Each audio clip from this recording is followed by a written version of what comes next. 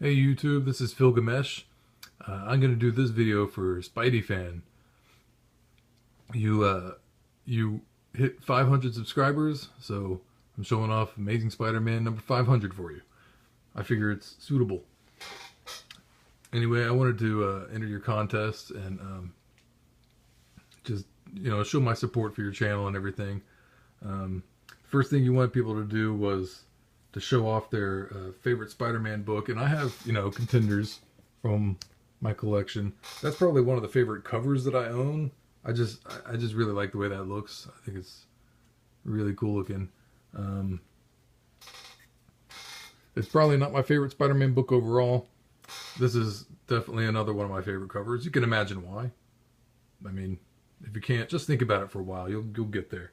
But definitely my favorite overall issue of Spider-Man from my collection is definitely the one I worked the hardest to earn. Is this bad boy right here, Amazing Spider-Man number 300. Everybody knows it and loves it. This is a CGC 8.0. So I'm really happy to have this book in my collection. It is not only my favorite Spider-Man book in my collection, but it is probably my favorite overall book. Or, at least certainly in the top 3 or so. But I'm really happy to have it. Now let's see, the next thing that you wanted us to do was talk about how we got into collecting, or back into collecting, something like that. And I remember, like when I was a kid, my parents would get comics from spinner racks and 7-Elevens or wherever, and bring them home, giving them to me and my brothers. Nobody ever really owned the comics. We both just read them until they fell apart.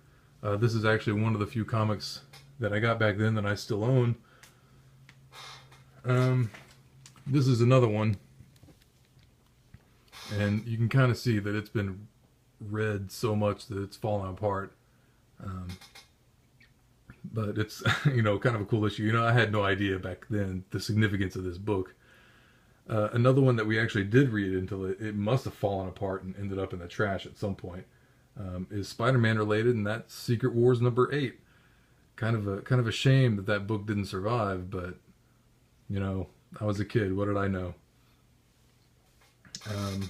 After that, eventually, I was into the Transformers so much that I got a subscription to that book, and I got it up until the book ended. And from that point on, it was, it just kind of snowballed. I had a car at that point. I could drive myself to the comic book store and get X-Men, Spider-Man, anything that I wanted, really. So, that's that. And I figure I'll just show off a few random Spider-Man books here and there for the rest of the video while I talk about my collecting goals for the rest of 2018. And it's kind of funny because, there's plenty of books that I'm always kind of on the lookout for and stuff like that. But the two main books that are really on my wish list for this year, they're really only 2 books that I'm really searching for at this point. And they're both Spider-Man related. And one of them is Ultimate Fallout number 4, the first appearance of Miles Morales Spider-Man. And the other one is Edge of Spider-Verse number 2, first appearance of the Gwen Stacy Spider-Woman. So if I can find those 2 books at a reasonable price, I'd be pretty happy. That's all I got. Congratulations on all the subscribers, and that's really cool. Good luck with everything.